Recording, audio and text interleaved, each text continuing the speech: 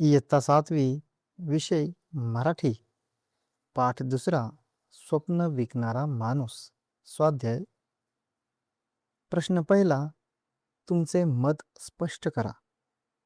ए. गावात येणाऱ्या माणसाला गावकरी सपन विक्या म्हणत. उत्तर. गावात येणारा माणूस लोकांना त्याच्या गोष्टी अनुभव आणि कल्पनारम्य वर्णनातून वेगळ्या जगाची जाणीव करून देत असे. तो लोकांच्या मनात स्वप्न निर्माण करत असे. त्यामुळे गावकऱ्यांना तो जणू स्वप्न विकणारा वाटत होता आणि म्हणून त्यांनी त्याला सपन विक्या असे नाव दिले. आ. स्वप्न विकणाऱ्या माणसाचा गावात येण्यामागचा उद्देश. उत्तर. त्या माणसाचा गावात येण्यामागचा उद्देश फक्त सुकामेवा विकणे नव्हता, तर लोकांना आनंद देणे, त्यांना वेगवेगळ्या अनुभवांची ओळख करून देणे आणि त्यांच्या मनात चांगली स्वप्न निर्माण करणे हा होता. लोकांचे दुःख विसरून त्यांना थोडा आनंद आणि प्रेरणा देणे हेच त्याचे खरे उद्दिष्ट होते. प्रश्न दुसरा. स्वप्न विकणाऱ्या माणसाचे खालील मुद्द्यांच्या आधारे 2-2 वाक्यांत वर्णन करा. स्वप्न विकणारा माणूस, त्याचा पेहराव, त्याचे बोलणे, त्याचे स्वप्न. उत्तर. त्याचा पेहराव. तो माणूस रेशमी धोतर आणि जरीचा सैलसर कुर्ता घालत असे. डोक्याला लाल पांढरा फेटा आणि डोळ्यावर चष्मा असे. तसेच त्याचे व्यक्तिमत्व धिप्पाड आणि आकर्षक होते. त्याचे बोलणे. तो खूप रंगतदार आणि अनुभवपूर्ण पद्धतीने बोलत असे. त्याच्या गोष्टी ऐकताना लोक मंत्रमुग्ध होत आणि स्वतःचे दुःख विसरून जात. त्याचे स्वप्न लोकांना आनंद देणे आणि त्यांच्यात चांगल्या कल्पना व स्वप्न निर्माण करणे हे होते. आपले अनुभव सांगून लोकांचे जीवन समृद्ध करणे हा त्याचा हेतू होता. प्रश्न तिसरा.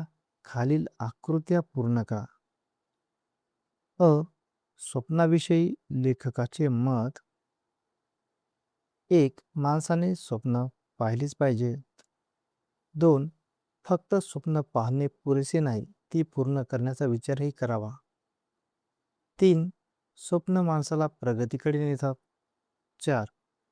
संवेदनशील मन असेल तरच चांगली स्वप्न पाहता येतात. 5. उदात्त आणि समाजोपयोगी स्वप्न पहावीत. आ. स्वप्नाविषयी इतरांचे मत. 1. काही लोक स्वप्नांना तुच्छ लेखतात. काही जण भलती-सलती स्वप्न पाहू नकोस असा सल्ला देतात.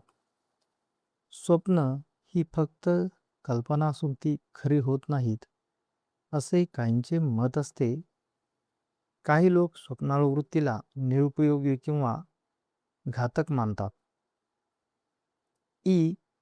स्वप्न विकणाऱ्या माणसाजवळील गाठोड्यातील वस्तू. उत्तर. काजू, बदाम, किसमिस, वेलदोडे, सुपारी, खारीक, खोबरं. ई. स्वप्न विकणाऱ्याचे किस्से ऐकणाऱ्यांचे फायदे. लोकांचे मन आनंदी व हलके व्हायचे.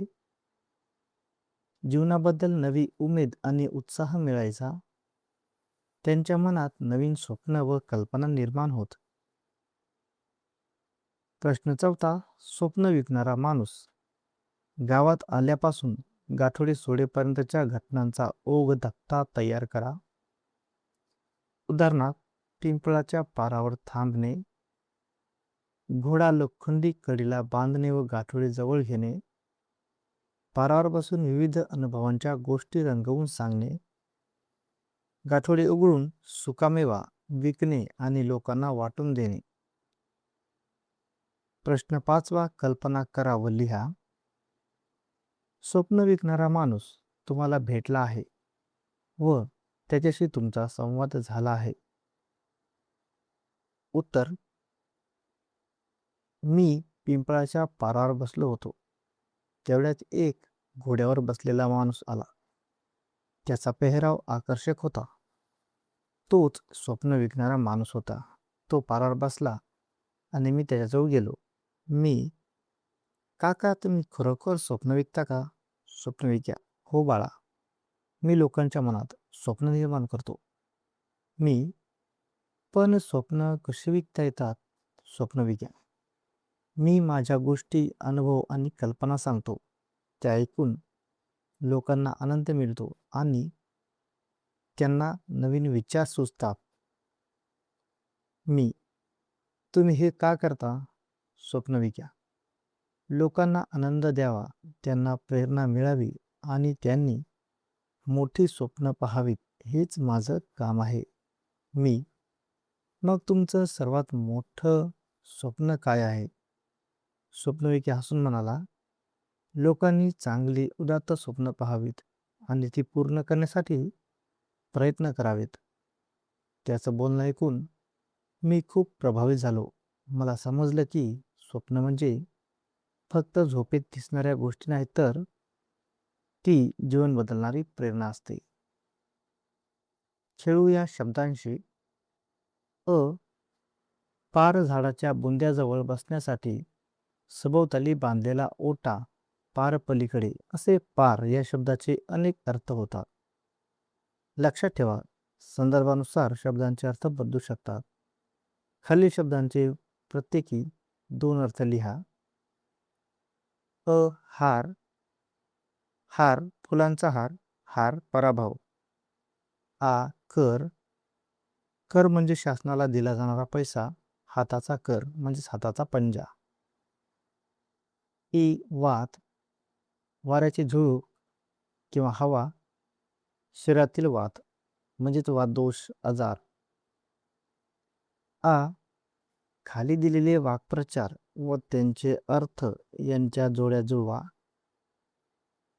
उत्तर: 1. माती कुंठित होणे, विचार प्रक्रिया थांबणे.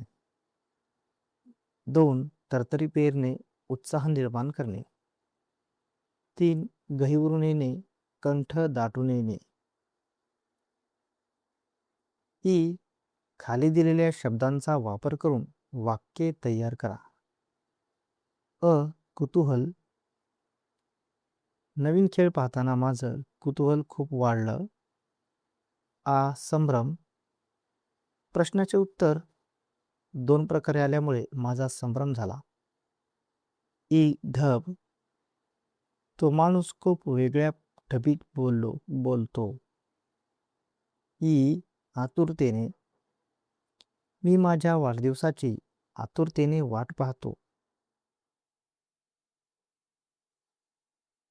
खेळ खेळूया.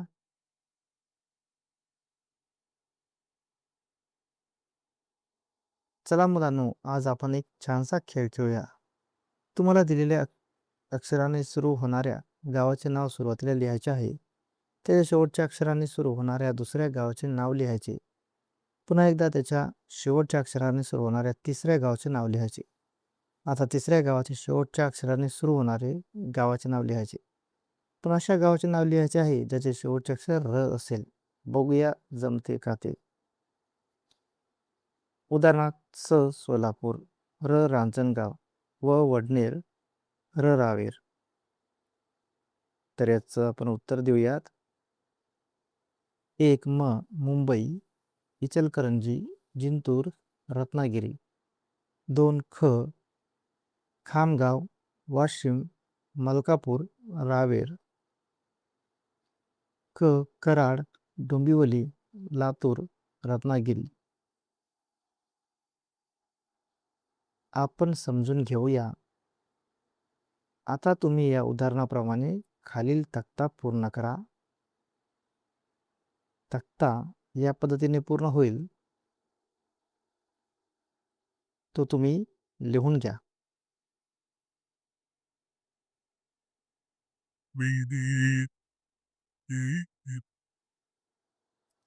अधोरेखित शब्दाविषयी खालील माहिती भरून तक्ता पूर्ण करा. तर मित्रांनो, हा तक्ता या पद्धतीने पूर्ण होईल.